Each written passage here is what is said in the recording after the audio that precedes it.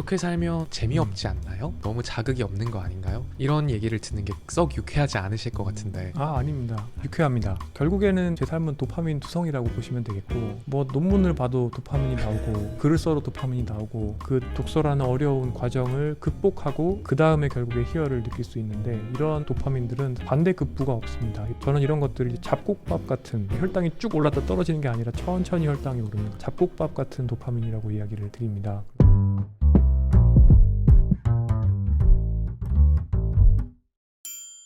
안녕하세요. 최성훈의 사고실험입니다. 오늘도 아주 귀한 분을 모셨습니다. 저속노화 교수님, 저속노화 선생님이라는 단어로 여러 미디어, 방송을 통해서 알려주신 분인데요. 최근에는 아주 혜성같이 유튜브 채널을 개설하시고 건강한 삶에 대한 지식을 전달하고 계신 분입니다. 정희원 아산병원 노년내과 교수님 모셨습니다. 네, 안녕하세요. 정희원입니다. 정희원의 저속노화라는 채널 운영하고 있기도 합니다. 불러주셔서 정말 영광입니다. 아닙니다. 제가 모실 수 있어서 영광입니다. 우선 저희 사고실험 이 네. 채널은 좀 어떻게 찾아주시게 됐을까요? 고백을 하자면 제가 2호라는 곳에서 유튜브를 만들고 있습니다. 그런데 촬영을 하러 왔다가 낚였죠. 성우님께 낚였고요. 근데 사실은 저도 최성훈의 사고실험이 어떤 영상들을 만드는지를 몰랐는데, 영상들을 보고 보니까 기존의 많은 유튜브 채널들에서 저한테 요구하는 굉장히 천편일률적인 가속노화는 뭐냐, 저속노화는 뭐냐, 그래서 뭘 먹으란 거냐, 이런 게 아니다라는 것을 알게 되었고, 여기는 나가서 내가 그동안 하고 싶었던 숨어있는 이야기들을 좀 할 수 있겠다, 이런 생각이 들어서 수락을 하게 되었습니다. 정확히 읽어주시고 또 수락해주셔서 감사합니다. 희원님께서 말씀해주신 것처럼 저희가 지금 촬영하고 있는 스튜디오의 바로 반대편 저쪽에 희원님의 스튜디오가 있습니다. 그렇습니다. 제 유튜브를 찍을 때 이 장소가 계속 보입니다. 그렇겠네요. 네. 그래서 여기 앉으니까 또 기분이 좀 달라지셨나요? 네, 여기 굉장히 코지하고 좋은 것 같아요. 저는 되게 춥고 서늘한 곳에서 촬영을 하는데 이렇게 안락한 곳이 있었다니 질투심이 생기는 것 같습니다. 사실 희원님께서 말씀해주신 것처럼 건강에 대한 어떤 지식과 상식 이런 것들은 저속노화 채널에서 이미 충분히 많이 말씀하시는 내용이다 보니까 이런 내용을 여쭤보지는 않으려고 생각을 했고, 너무 좋습니다. 저는 희원님이라는 어떤 분 그 자체가 궁금해졌었거든요. 네. 기본적으로 말씀하시는 태도, 화술, 화법, 그 뒤에 있는 배경 상식 이런 것들이 좀 인문학적으로도 굉장히 좀 풍부하시다는 인상도 받았고, 네. 그래서 희원님의 지금까지의 여정을 한번 여쭤보고 싶다라는 네. 생각으로 모시게 됐습니다. 제 입장에서는 이야기를 하는 게 꽤 재미있을 것 같긴 한데, 들으시는 분들께서는 꽤 지루할 수도 있을 것 같습니다. 이제 그거는 또 편집을 통해서 네. 잘 이렇게 간추려질 예정이기 때문에 네. 우선은 좀 어떠세요? 이 채널을 개설하신 거는 조금 더 이제 나만의 스피커를 가지고 싶다라는 생각이 있으셨다고 처음에 말씀을 하셨었고, 네. 지금 그 스피커를 한 2달 정도 이렇게 가져보니까 좀 어떠세요? 일단은 이 정도 유튜브 구독자 수가 생기면 욕하는 사람이 엄청나게 늘어나는구나, 이런 것들을 알게 됐죠. 사기꾼이다, 쇼닥터다, 그런 이야기를 하는 사람도 많아지고, 반대로 뭐 제 이야기를 들어주시는 분들도 많아지는 것 같고요. 그래서 여러 가지 생각이 듭니다. 지속 가능하게 제가 원래 하고 싶었던 조금 더 긴 내용들을 특히 이제 근거 중심, 증거 기반. 증거에 기반해서 좀 더 자세하게 요때는 요렇고 저때는 저렇고 이런 것들을 이야기할 수 있는 일들을 이어가기 위해서는 이제 앞으로는 더 많은 것들을 조심해야 되지 않을까, 이런 생각들이 들었고요. 그리고 뭐 정의상 쇼닥터는 출연을 해서 뭔가를 팔아야 되는데 나는 그럼 왜 쇼닥터라고 할까? 뭐 상관없습니다. 그런데 그러다가 드는 생각이 있습니다.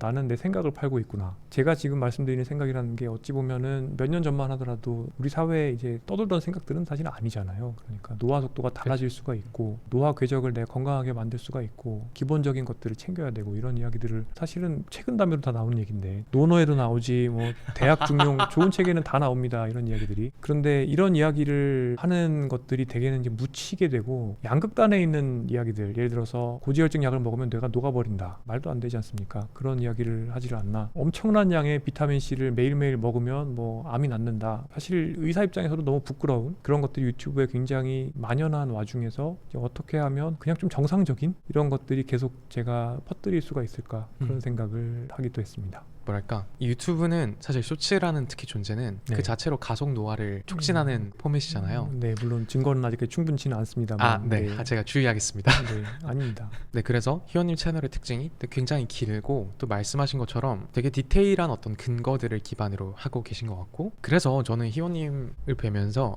이분은 임상을 보시는 의사시기도 하고, 또 미디어에 출연하시는 그런 대중 전달자이기도 하지만 가장 근본적으로는 연구자 네. 내지는 학자시구나, 약간 이런 이런 인상을 받았거든요. 제가 말씀드린 게 사실일까요? 네, 저는 제 가장 큰 삶의 포션을 차지하는 것이 사실은 뭐 연구라고 생각을 하고 또는 공부라고 생각을 하고요. 일단은 공부하는 걸 좋아하고 쉽게 말해서 논문을 읽는다거나 글을 쓴다는 거는 노는 시간으로 칩니다. 예를 들어서 외래 진료를 하는 건 업무 시간으로 치고요. 네. 논문을 쓰는 시간도 저는 업무 시간으로 치는데 논문을 읽거나 공부를 하거나 아니면 생각을 정리하는 거는 제 입장에서는 휴식 시간입니다. 그러니까 덕업일치를 이루는 셈인데 워낙에 저는 어릴 때부터 활자 약간 중독이었고 일단은 많이 읽은 다음에 그 여러 가지 예를 들어서 논문들이 있다고 하면 이 논문들의 관계를 정리를 하고선 지금 현재 우리가 어디까지 알고 있느냐 그 다음에 그러면 이제 앞으로 어디로 진격을 해야 되느냐 전쟁에서의 전선처럼 연구의 전선을 이제 파악을 하고 내가 닿을 수 있는 곳으로 이제 진격하는 것을 굉장히 좋아하는 사람이거든요. 그리고 또 실제로 지금까지 40년 정도 살면서 가장 많은 시간을 쓴 것도 결국에는 공부하거나 또는 연구하거나 글 쓰거나 이런 것들이기 때문에 네, 그 말씀은 맞습니다. 이제 지나오신 커리어를 제가 조사를 했을 때 가장 좀 도드라졌다고 생각한 파트가 카이스트에서 박사과정을 밟으셨거든요. 네. 그러니까 그 이전에는 다른 의대 분들처럼 이제 서울대학교 의과대학에서 수련 과정을 네, 인턴 전공이 5년 하시고 그 다음에 이제 이학 박사 과정으로 가셨단 말이에요. 네. 이 선택의 배경은 좀 어떤 거였을까요? 네, 이게 임상 연구를 하다 보면 결국에는 어떤 병의 병태 생리를 이해를 하려고 하게 되고 그리고 이 병의 어떤 정도, 진단 기준 이런 것들을 분류하기 위해서 바이오마커 그러니까 결국에는 객관적으로 무언가를 볼 수 있는 방법들을 얻어야 되고 이런 것들이 다 생물학적인 지식들이 필요하고 이 분자 생물학이라는 것을 사실 저는 잘 몰랐기 때문에 좀 제대로 하드코어로 공부를 해야겠다는 생각을 전공의 때 했습니다. 그래서 의과학대학원에 가게 되었고 그럼 그것도 일반적인 선택은 아니었던 거잖아요. 좀 쉽게 말하면 금전적인 기대 수익이 이제 높지 않다는. 네, 실제로 저도 경제적으로 그렇게 힘들 줄은 몰랐는데 예를 들어서 이제 대학원을 가게 되면 의사 면허가 있어도 마이너스 통장이 안 나온다는 걸 몰랐습니다. 정말요? 그래서 네, 그때도 아이가 하나 있었는데 집을 이제 해야 되는 상황이 됐는데 할 수가 없는 거죠. 그래서 굉장히 작은 평수를 낮춰서 와이프에게 이제 의지해서 집을 해야 됐죠. 그래서 그런 것들만 놓고 보면은 뭐 상당히 바보 같은 선택이라고 할 수는 있는데 그럼에도 불구하고 제가 봤을 때는 지금 현재 제가 가지고 있는 여러 가지 역량들의 포트폴리오를 구성하기 위한 굉장히 좋은 시간과 공간의 방이었다고 생각을 하고요. 정말 한마디로 공부는 원 없이 할 수 있는 시간이었는데 그래서 지금 제가 이제 서울아산병원에서 있는 직책이 사실은 안식년이 없습니다. 그래서 요즘에는 어떤 생각을 하냐면 그냥 아예 그만두고 또는 무급으로 휴직을 길게 하면서 다시 그냥 공부를 좀 하는 시간을 가져볼까 이런 생각들도 하고 있을 정도로 그때가 또 그리운 면도 있습니다. 그럼 그 대학원 과정이 갖추고 계신 여러 가지 역량의 포트폴리오를 구성하는 기반이 되었다 말씀을 해주셨는데 네. 그 역량들을 좀 열거하면 어떤 것들이 있을까요? 조리 있게 한글과 영어로 글을 쓸 수 있는 능력 그다음에 굉장히 작은 데이터부터 굉장히 대규모의 데이터까지 그 데이터를 다양한 방법으로 분석할 수 있는 그런 능력이 있고 말하기, 글쓰기, 데이터 돌리기 그걸 이용해서 실생활에 적용해서 뭐 투자를 한다거나 아니면 자문을 할 수도 있고 또는 정책을 만들 수도 있겠군요. 결국에는 내가 관찰하고 연구로서 이제 만들어낸 또는 결과를 낸 것들을 이용해서 이제 실제 세계에 적용을 하는 거죠. 그런 역량들이라고 보시면 될 것 같습니다. 전달력에 대한 얘기 여쭤보면은 저는 사실 편집을 좀 잘게 쪼개가지고 꼬매는 작업을 좀 열심히 하는 편인데 이제 희원님 콘텐츠를 보면은 감이 좀 부러울 때가 있어요. 이분은 되게 힘들이지 않고 말씀하시는데 왜 이렇게 전달이 잘 되지? 소위 말해서 목청을 높여서 사람들 머릿속에 집어넣으려고 애쓰시지 않는데 그게 굉장히 편안하게 들어오는 느낌이거든요. 이게 제가 노년내과 진료를 하다 보면 네. 어르신들한테 말을 하려면 낮은 목소리로 말해야 잘 들리거든요. 가청 주파수가 더 네, 그래서 목소리를 높이면 서로 손해예요. 저는 이제 몇 년 동안 목 쉬어가면서 여러 가지 시행착오를 해본 결과 낮게 말하는 게 도움이 된다. 사실은 교과서에 나오는 내용입니다. 그리고 두 번째로 제가 사실은 원래 그렇게 발표를 잘하는 사람은 아니었습니다. 제가 아직도 기억이 나는 게 06년도에 제가 본과 1학년일 때 한 좀 미운 예방의학 교수님인데 저한테 제 발표를 듣고 토할 것 같다 그랬어요. 긴장도 너무 심하고 목소리도 별로가 하여튼 형편없다는 거죠. 근데 학부생한테 너무 네, 상처. 그래서 지금 생각해보면 그분이 그렇게 발표를 잘하는 분도 아닌데 어쩔 수 없죠. 근데 어쨌든 어떤 요인이 토할 것 같았을까에 대해서 천착을 하기 시작했습니다. 그리고 특히 대학원 시간 동안 어떻게 하면은 발표를 잘 할 수 있을지에 대해서 고민을 많이 했습니다. 어떤 일들이 있었냐면 제가 글로벌 박사 펠로우십이라는 프로그램에 접수를 했는데 이거를 이제 받으면 월급을 250만 원 받을 수가 있고요. 이걸 못 받으면 월급이 나올지 말지가 우려되는, 그래서 옆랩의 지도 교수님이 되게 인상적인 말을 했습니다. 6분 동안 발표를 해야 되는데 3년 동안 월급을 주는 거니까 계산해 보면은 1분당 거의 2천만 원짜리 발표인 거예요. 저는 여기 이제 목숨을 걸어야 되겠다는 생각을 했죠. 그래서 이제 그때부터 발표하는 방법에 대한 책들을 도서관에 있는 것들을 다 보고서는 책을 쓴 저자들이 얘기했던 거죠. 보통 사람들은 PPT를 만드는데 시간을 다 쓰고 그 PPT를 초치기를 마지막까지 하다가 그걸 가져가서 그냥 발표를 하는데, 그게 아니라 PPT를 만드는데 30만 시간을 쓰고 내용을 30을 시간을 쓰고 그 다음에 발표 연습을 30에서 40을 쓰라는 거죠. 저는 어떤 식으로 발표를 독학을 했냐면 이제 키워드를 놓고서는 그 키워드를 머릿속에서 빠르게 문장으로 만든 다음에 그 가상의 대본을 읽는 연습을 많이 했던 것입니다. 그러니까 어떻게 보면 중간에 그 말씀의 기착지들이 중간에 있고 그 사이에 경로는 자연스럽게 흐를 수 있도록 만드는. 맞습니다. 정확합니다. 그래서 그거를 하루에 막 10번씩 하다 보니까 대본이 필요 없어지더라고요. 결국에 발표의 어떤 마지막 슬라이드까지 가는 방법이 정말 다양한 수백 가지가 나올 수 있는데 그걸 수백 번 연습을 하고 가면 어쨌든 간에 가장 잘 이것들을 완수할 수 있는 방법이 나한테 탑재가 된 상태로 발표를 할 수 있구나, 이런 것들을 깨달았고요. 그 다음에 긴장을 줄이기 위한 노력들을 많이 했습니다. 사실은 제가 호른 연주자기도 하고요. 맞아요. 꽤 오래 하셨죠? 네, 그런데 제가 호른 연주도 항상 저한테는 굉장히 챌린지였어요. 어떤 퀘스트 깨는 것 같은 느낌인데 연습은 항상 120, 130을 하는데 긴장이 많아서 퀄리티가 한 6, 70밖에 나오지 않는 이런 경험들을 하는 거죠. 그러면 이 문제에 대해서 다른 사람들은 어떻게 하고 있나, 또 문헌들도 찾아보고 논문도 찾아보고, 결국에는 제가 만나게 된 방법 중에 하나가 알렉산더 테크닉이었고요. 이게 결국에 호흡하는 방법, 말하는 방법, 그다음 나의 척추를 사용하는 방법, 뭐 다양한 것들에 대한 테크니컬한 어드바이스인데 실제로 공연 예술계에서는 굉장히 널리 사용하는 방법이거든요. 매트릭스에 나오는 키아누 리브스가 이런 것들을 배워서 보면은 키아누 리브스가 달리는 모습이랑 대역 배우가 달리는 모습이 달라요. 이 테크닉을 이제 배우기 시작을 했죠. 그러니까 긴장을 빼고 오랫동안 나한테 데미지 없이 말할 수 있는 방법들에 대해서 배운 겁니다, 결국에. 제가 함부로 뭐 부럽다 같은 말을 할 수 있는 게 아니었네요. 그 앞에 많은 기간과 학습과 공부와 숙련의 과정이 있었으니까. 네, 얼추 한 18년 정도 됐네요. 그 2006년 가을이었는데 그 사건 이후로 지금까지 18년이 딱 됐네요.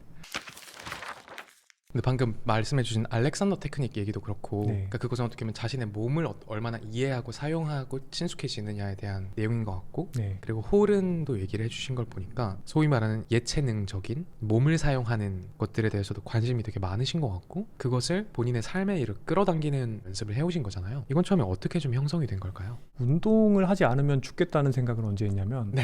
재수할 때였습니다. 워낙에 제가 고3 때까지만 해도 한 88kg 정도 체중이 나갔었고, 자전거를 달려서 한강에 가는 거 말고는 딱히 운동을 거의 안 했었는데요. 아마도 그때 수능과 함께 논술이 있었기 때문에 쓸데없이 많은 책들을 봤습니다. 저는 논술 지문 나오면 그 지문이 나온 책을 그냥 사서 보는 걸 좋아했는데 또 근본적인. 그렇죠. 그래서 책을 보다 보니까 이제 전반적인 건강 상태를 좀 개선해야 되겠다는 생각이 들었습니다. 재수를 하면서 65kg까지 체중을 뺐죠. 그때 헬스장에 가서 어떻게 하면 살을 뺄 수 있습니까? 거기 있는 관장님도 아니고 형님한테 이제 물어봤습니다.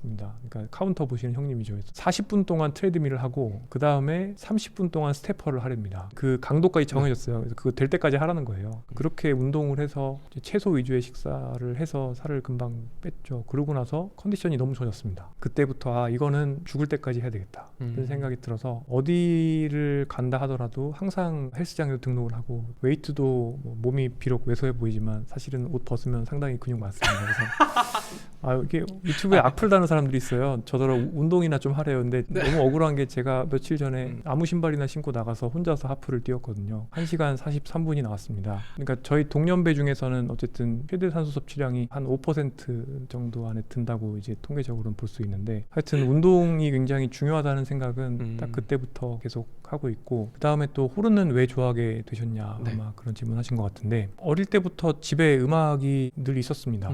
조그마한 라디오에서, 지금은 KBS 클래식 FM FM이죠. 당신 네. 1FM. 그러니까 어머니가 그걸 틀어두셨던 거예요. 그랬었고 가장 저한테 영향을 많이 끼친 분은 사실은 고등학교 때 음악 선생님이신데 저희 고등학교에 음악 감상실이 따로 있었습니다. 오. 저는 주로 이제 점심시간일 때 시끄럽기 때문에 이제 거기 가서 음악을 많이 들었습니다. 그러면서 음악 선생님이 주요한 어떤 작곡가들의 또 주요한 레퍼토리들 이런 것들을 다 이제 학습을 시켜주셨는데 결국에는 말러를 굉장히 좋아하게 됐습니다. 당시에 2002년 우리나라 한일 월드컵 할 때 부천 필하모닉 오케스트라가 말러 전곡 사이클을 임원정 지휘자 지휘로 감행을 하게 되죠. 그때 이제 연주회도 많이 보러 갔고 그러면서 아 이게 말러가 호른을 굉장히 멋지게 씁니다. 그래서 호른을 할 수밖에 없겠다라는 생각을 했습니다. 그때부터. 근데 클래식 얘기할 때 더 또 생기가 약간 도시는 느낌도 있네요. 약간. 감사합니다. 그러니까 말러가 그렇게 호른을 아름답게 쓰는 것을 듣고 직접 연주하고 싶어졌다고 하셨고 네. 손가락도 좀 바쁘게 움직이죠. 호른의 핑거링은 굉장히 간단합니다. 네, 키가 사실 주로 쓰는 게 4개이기 때문에 굉장히 간단하죠. 대신에 하나의 키에서 나는 배음들이 굉장히 많기 때문에 내 몸의 상태가 정확하게 맞춰져야지 정확한 음정을 낼 수가 있습니다. 그래서 호른은 굉장히 성악과 비슷합니다. 그러니까 키도 있지만 정확한 어떤 압력과 바람의 속도 그리고 바람의 양 이런 것들을 다 만들어내야 되고 그 와중에 내 입 구강 구조 이런 것들이 또 그 음에 딱 맞아줘야 되는 거죠. 그래서 이제 보통 소리 내기 가장 어려운 악기가 호른이다 이렇게 얘기를 많이 합니다. 방금 내 몸과 맞아 떨어진다는 표현을 해주셔서 생각난 네. 건데 희원님이 이렇게 몇 번 오며 가며 뵐 일도 있었고 또 오늘 얘기하시는 걸 들었을 때 정말 그 내가 아는 것과 행하는 것과 그걸 수행하는 또 나의 몸과 이런 것들을 굉장히 정렬시키는 것을 중시하시는 분인 것 같다라는 생각이 들거든요. 네, 제가 그걸 완벽히 하지 못하는 것들도 있긴 한데요. 예를 들어서 뭐 술을 마시면 면도날로 전두엽을 긁어낸다고 말을 하지만 저는 술을 먹습니다. 완전히 다시 끊을 수 있다면 좋겠는데 쉽지가 않네요. 그럼에도 불구하고 가급적이면 제가 알고 있는 것, 그러니까 제대로 알고 있는 것과 저의 실행하는 것, 그 프랙티스하는 것은 최대한 일치를 시키려고 노력을 하는 편이고요. 그 의학에는 KABP 모형이라고 제가 제 유튜브에서 잠깐 얘기를 한 적이 있는데 그러니까 지식과 태도와 그다음에 믿음과 행동이 이제 일치가 돼야지 제대로 아는 거다라고 그래서 이 4가지가 다 이제 맞아 떨어져야 되는 건데 이제 간혹 의사 선생님들 중에 본인의 생활 습관이 정말 안 좋은데 이제 환자분들한테는 굉장히 원론적인 이야기를 하시는 경우들이 있습니다. 근데 저는 그런 것들이 또 설득력이 좀 떨어진다는 생각을 많이 해서 물론 제가 완벽하다는 건 전혀 아니지만 계속 노력을 하고 있지만 가급적이면 제가 말하는 것들에 맞는 삶을 살려고 노력을 하는 편이고요. 그 엄격함이 형성된 좀 신뢰되는 표현일 수도 있지만 약간 결벽적인 아닙니다. 결벽 맞습니다. 네. 정련되고 정렬된 상태를 유지하려고 하시는 그건 어디서부터 기인되셨을까요 혹시? 여러 가지가 있을 것 같은데 일단은 가오가 떨어지고요. 네. 니콜라스 나심 탈레브의 책들을 제가 되게 좋아하는데 네, 안티프레즈. 네, 스킨 인 더 게임. 그러니까 적어도 자기가 하는 말이나 그런 것들은 자기가 따라야 되고 자기가 먹으라고 하는 거는 본인도 먹어야 됩니다. 예를 들어서 저는 환자한테 신약을 처방한다고 하면 특별한 사유가 없는 한 웬만하면 샘플을 다 먹어봅니다. 그런 것들을 먹어보면 매뉴얼에 써있는 부작용이 어떤 식으로 나오는지를 제가 좀 더 명확하게 느낄 수가 있거든요. 물론 항암제 같은 건 좀 예외로 하고요. 그리고 제가 따르지도 않을 생활 습관이 있다라고 하면 그런 것들을 따르라고 하지는 않을 겁니다. 그러니까 웬만해서는 근거 기반으로 말씀을 드리고 그 근거들을 저도 따르는 거죠. 그리고 다시 말씀드리지만 그게 안 되는 사람은 가오가 빠집니다. 그러니까 나 스스로에게 떳떳한가라는 것에서 그 멋이라는 것이 형성이 된다. 보통은 근데 그걸 알아도 실천을 못하는 이유가 그 멋이라는 게 정말 유지하기 어렵거나 아니면 거기서 타협했을 때 내가 다른 것에서 얻을 수 있는 편익이 더 크거나 막 그런 것들인 거잖아요 사실. 근데 잘 모르겠습니다. 그러니까 예를 들어서 뭐 호흡기내과 의사가 왜 담배를 펴야 되는지는 잘 모르겠고 간 소화기내과 의사가 왜 폭음을 해야 되는지는 솔직히 잘 모르겠고요. 알코올성 간 경변을 진료하는 선생님이 알코올 중독이고 이러면은 좀 그렇잖아요 사실. 진짜 나는 저렇게는 되지 말아야겠다 그런 생각들을 많이 했습니다. 제가 추측건데 그렇게 살면 재미없지 않나요? 뭐 너무 자극이 없는 거 아닌가요? 이런 얘기를 듣는 게 썩 유쾌하지 않으실 것 같은데. 아닙니다. 유쾌합니다. 아 그런가요? 네.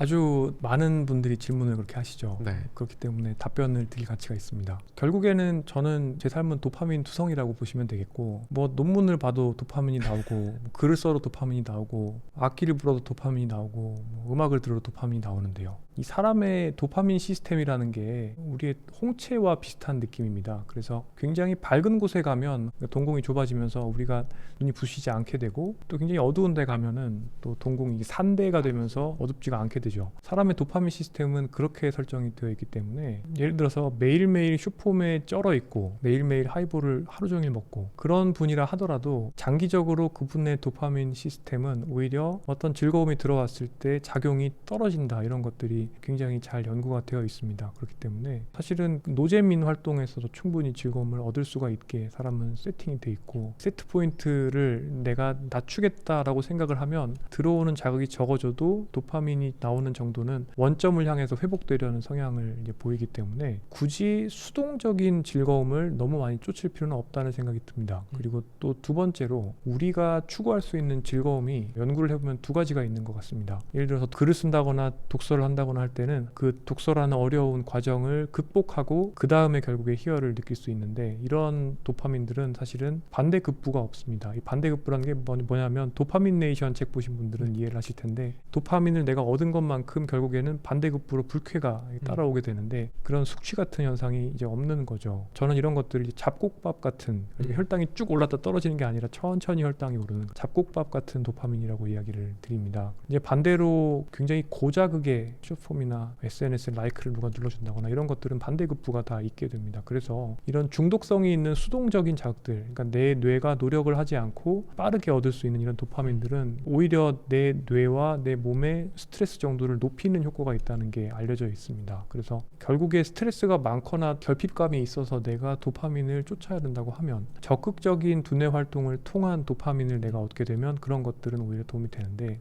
제가 주로 권장하거나 실제로 하는 활동들 대부분 그런 것들이고요. 논문 읽기도 네. 그렇고, 그리고 명상을 할 수도 있고 운동을 할 수도 있고요. 이제 반대로 제가 조금 덜어냈으면 좋겠다라고 말씀드리는 활동들은 대개는 수동적이고 빠른 도파민입니다. 그러니까 단순당과 정제용물을 멀리하라와 거의 비슷하다고 보시면 됩니다. 그리고 실제 쾌락은 잠깐인데 결국에는 그 쾌락의 대가로 나는 더 스트레스를 받게 되기 때문에, 스트레스가 적은 삶을 이제 만들기 위해서는 어떤 방식으로 즐거움을 내가 취할 것인가에 대해서도 전략적으로 사고할 필요가 있습니다.